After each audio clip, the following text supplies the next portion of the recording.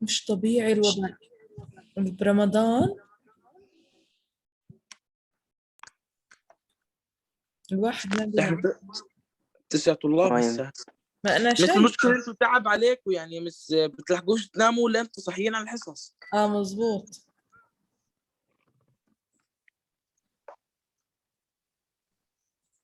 يلا يا مس، رمضان كريم. تسلم يا مس. يعني بس بدي استنى الطلاب قبل ما يفوتوا على الحصة شوي، نستنى عدد لأنه العدد قليل.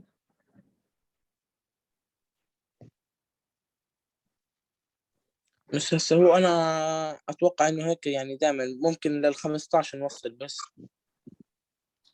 15 إيش؟ 15 طالب طالب؟ يعني معك، يعني احنا 14 ممكن 15. كان قبل رمضان 22، هلا بيقلب معي.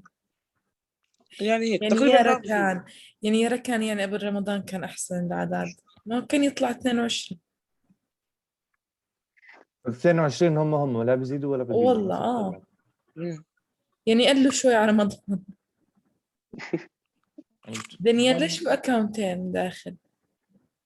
بس يمكن في دانيال جبران ودانيال عبوي. نفسي يحكي لا، هي دانيال جبران اثنين.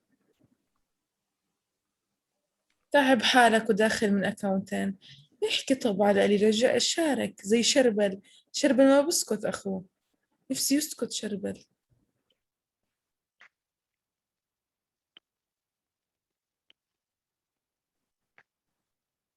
بس بشار شكله فتح الحصة ونام. وين بشار؟ بشار ما مش راضي يشبك عنده الماي، يا النت معلق يا انه ساب الحصة. بشار قنديل معنا. بس مبدئيا مو سامعك. صح، المايك مش موجود.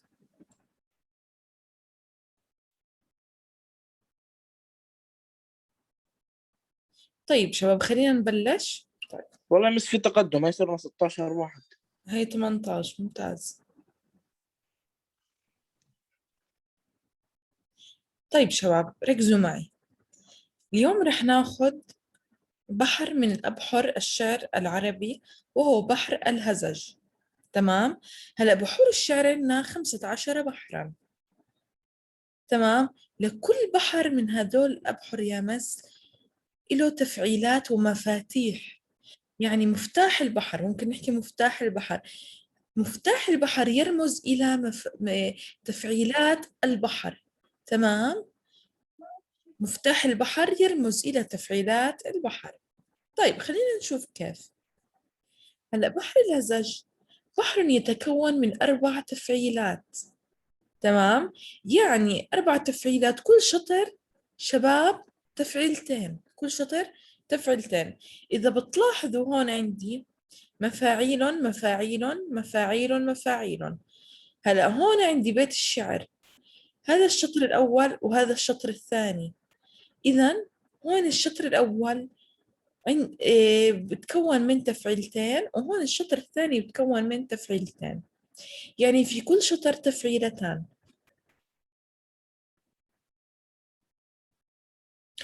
مفاعيل يمس هي التفعيلة الرئيسية لبحر الهزج، بدي أحفظها حفظ هون. مفاعيل هي التفعيلة الرئيسية لبحر الهزج. تمام. طب يا مس من وين أنت طلعتي هذا المقطع؟ مس هذا التقطيع العروضي. يا عيني عليك، التقطيع العروضي لإيش؟ مثل للتفعيل. مفاعيل. لمفاعيل، أحسنت. لما بدي أجي أنا أقطع مفاعيل عروضيا. مثل قطع لك إياها. احكي لي إياها يلا. يمس ما، يعني ما لحالها يعني بحط باء مقطع قصير، أحسنت. فا مقطع طويل بحط شحطة، أحسنت. عي برضه مقطع طويل بحط شحطة، لن كمان مقطع طويل بحط شحطة. ممتاز يا مس. صباح الخير أستاذ، صباح الخير هلا للجميع. أستاذ، صباح النور. هلا خلاص صباح النور. كيفكم؟ إن شاء الله تمام؟ الحمد لله تمام أستاذ. الله، بس حبيت أصبح عليكم، الله يعطيكم العافية. الله يعافيك. الله يلا يعافيك. سلام، باي باي باي باي مع باي السلامة. باي. طيب هلا بالنسبة حكينا تفعيلة مفاعيل، دايما بطلع على أنا المقطع الأول ما، حطينا شحطة. فا، عفوا ما المقطع قصير با. فا طلعت معي اللفظ مقطع طويل، عي طويل، لن طويل، زي ما قطعها ركان. تمام. إذا هون مفاعيل عندي هاي تقطيعها. طيب، هناك صورتان فرعيتان للتفعيل الرئيسية اللي هي مفاعيل ومفاعي، هدول كمان حفظ. هلا التفعيل الرئيسية مفاعيل بيطلع منها تفعيلتان، عفوا، تفعيلتان كمان رئيسيتان اللي هو مفاعيل ومفاعي.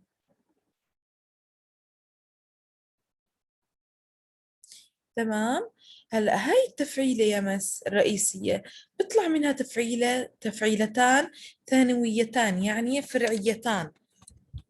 من وين بيطلعوا؟ من التفعيلة الرئيسية. إذا صفى عندي أنا بدي أفهم إنه تفعيلات بحر الهزاج ممكن يطلع معي مفاعيل، هي واحد، ممكن يطلع معي مفاعيل، وممكن يطلع معي مفاعي،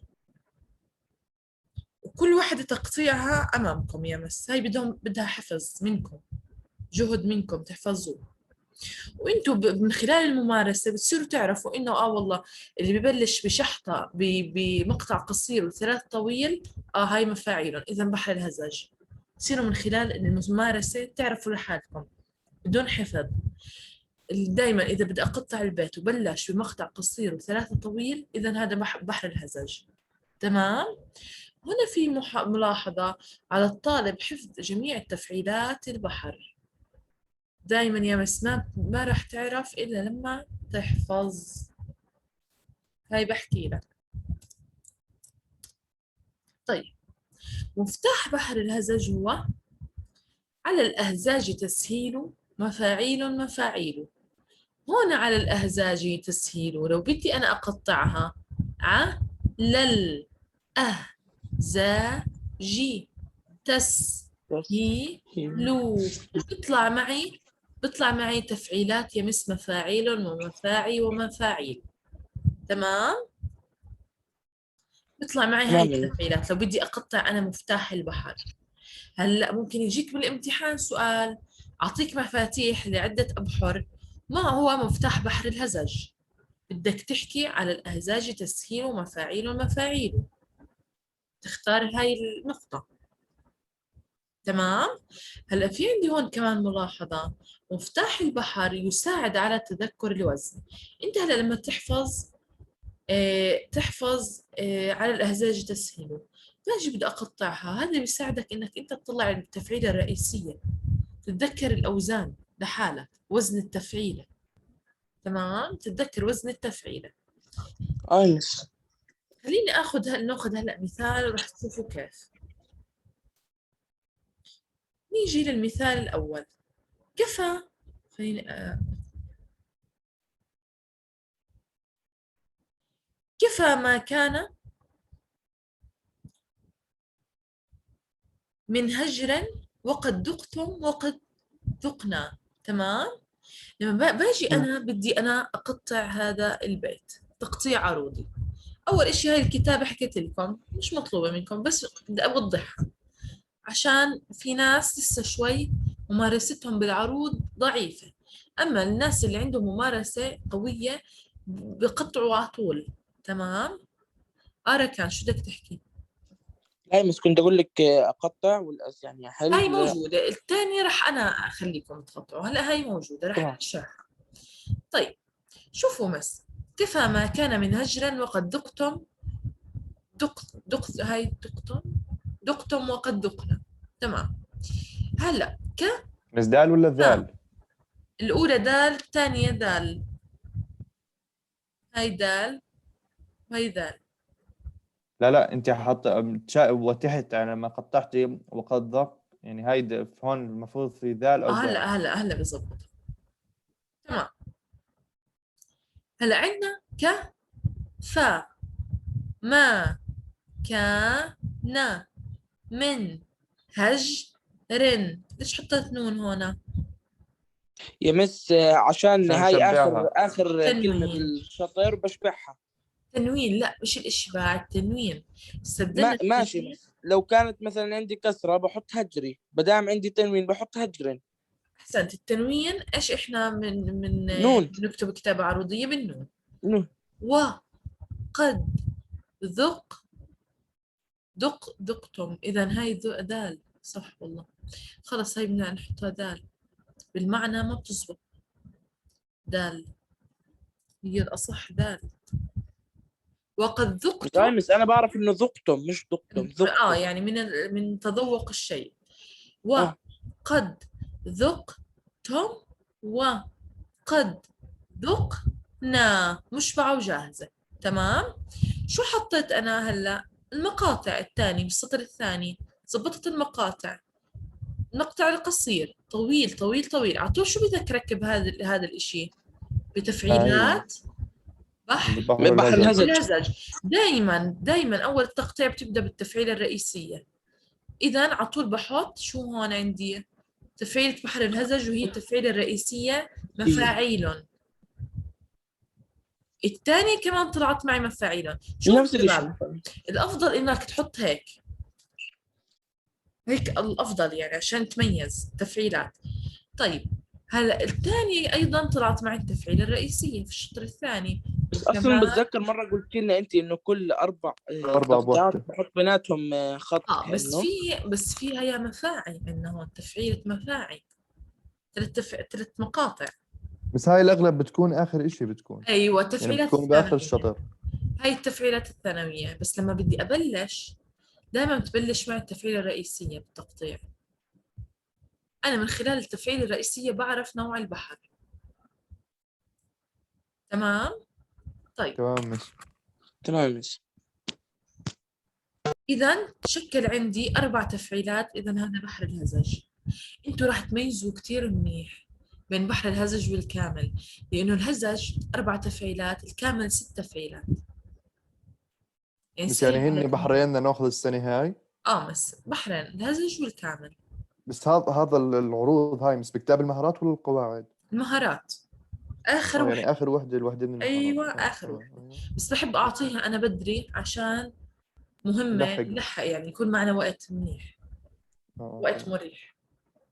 تمام. هلأ بدنا نشوف الثانية. خليني أحذفها. يلا شباب. عفيف الهجر والهمس قضى الواجب بالأمس. يلا مين يقطع؟ يلا يا سامي نقني بس زي ما تعودنا الفصل الأول. أنت بتحكي وأنا بكتب. مسعى في عفيفة جه، مثل الفاء والجيم مع بعض. الفاء والجيم. وين اللام؟ الفاء واللام بس الألف هون مشطوبها لأنها ساكن. لأنها ساكن. لا ما بنحذفها ألف، بس قبليها فيش حرف علة عشان نحذفها. بالضبط. هي اللام القمرية وش الشمسية يعني. في فل جه جاوها جهري الري حالها، الراء لحال الواو لحال. سامي اقرأ منيح. والها مع الواو واللام. تمام. الواو واللام الهاء لحال والميم والسين. اقرأها منيح. والهم مس الهاء والميم والسين. مس هون بنحط لها ياء. أحسنت، نشبع الحركة. والهم سي. هلا هون ركان. خلينا ناخذ من ركان. مس قضى.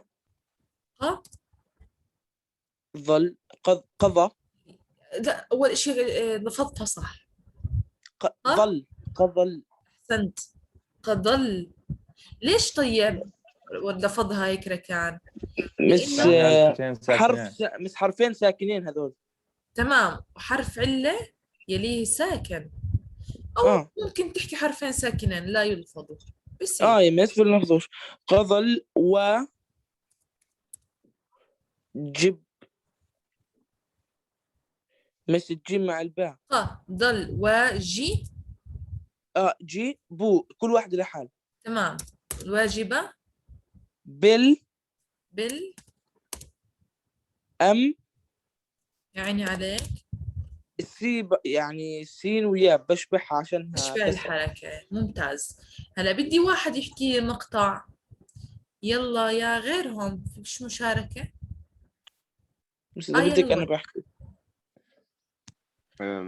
السباع مقطع مقطع قصير، قصير، مقطع طويل طويل طويل، مقطع قصير طويل طويل، طويل طويل، قصير. نور قصير. عشان ما اطلع معك غلط دائما انت عيد تقطيع وانت بتقرا. مم. جهري والطويل طويل، هم طويل، هم سي سي. طويل. طيب ايش التفعيلات طلعت معنا يا نور؟ الاولى مش مش شو اسمه الهزاج، مس أحكي. تفعيلة بحر بحر الهزاج، الهزج. بحر الهزاج. يا عيني عليك، لما يبدأ المقطع قصير 3 طويل على طول الهزج. شو هي اسم التفعيلة؟ بدي اسمها.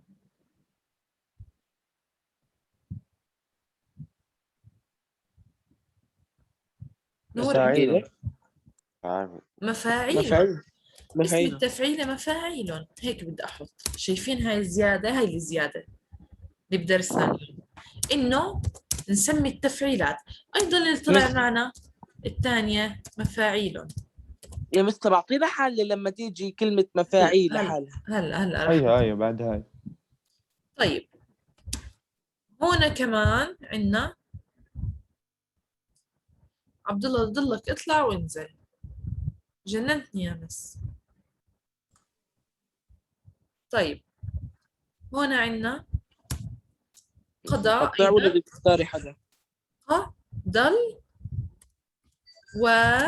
طويل طويل وجي طويل. قصير. ب قصير برضو. طويل بالآن أم كمان. طويل. هي. طويل. تمام. شو طلع معنا هون؟ مس هسه أول وحدة بس مش مفاعيل. مفاعيل. يا عيني عليكم. والثاني شوفوا كل مفاعيل. 4 ندمجهم مع بعض. طلع آه. معي الثانية تفعيلة ايش؟ الفرعية اللي هي مفاعيل. مفاعيل. هيها التفعيلة الفرعية اللي هي مفاعيل. تمام شباب؟ عادي تمام. بحطها تفعيلة فرعية. دائما التفعيلة الفرعية بتطلع بالشطر الثاني معظم الأحيان. مفاعيل.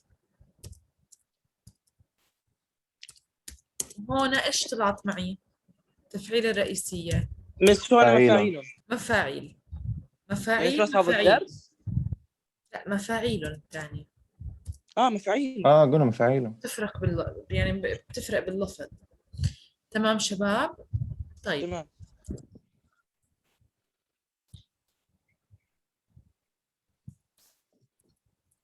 مس بس هذا درسنا اليوم يعني هيك فكرته. الحصة الجاية نبلش في التدريبات. هلا ضل آخر إشي عنا وما. خلينا هلا هاي مكتوبة بس خليني أشرح لكم إياها. وما ظهري لي باغي غي. هنا الياء تحذف والألف وكمان الشدة. طلعوا يا مس كيف طلعت؟ الياء حذفناها مع الألف لأنه حرف علة يليه ساكن، والشدة كمان أيضا تحذف. اللام الشمسية هنا تحذف. إيش بضل عندي؟ وما ظهري لباغضي ما بالظهر ذلوا لي. تمام شباب؟ هلا طلع معي تقطيع. مقطع قصير 3 طويل، مقطع قصير 3 طويل. تمام. ايش هي التفعيلة؟ تفعيلة مفاعيل. مفاعيل. الرئيسية والتفعيلة الرئيسية أيضا. هلا طلع معي هون تفعيلة ايش؟ بالأخير تفعيلة مفاعيل. مفاعيل. جمعت أنا 4 مقاطع. صفوا معي 3 مقاطع بالأخير. جمعت 4 مقاطع بالأخير. ضل عندي 3 مقاطع اللي هي التفعيلة الفرعية لتفعيلة مفاعيل اللي هي مفاعي. لو بدي أجي أوزنها هيها مفاعي. تمام.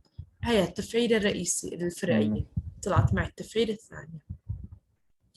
تمام شباب؟ يعني ممكن يطلع معك تمام مس. في البداية التفعيلات الرئيسية وفي النهاية التفعيلات الفرعية.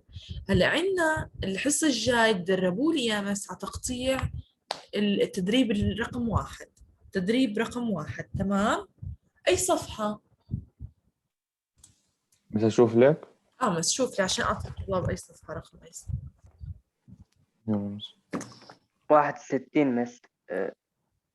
تدريب 1 رقم الصفحة 61. المرة الجاية حضروا لي إياه عشان نحله سوا. خلاص تمام مس.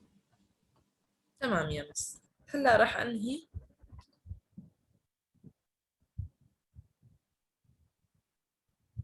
أنهي الحصة. يعطيكم ألف عافية. الله يعافيك يعطيك يا مس. يعطيك العافية. العافية.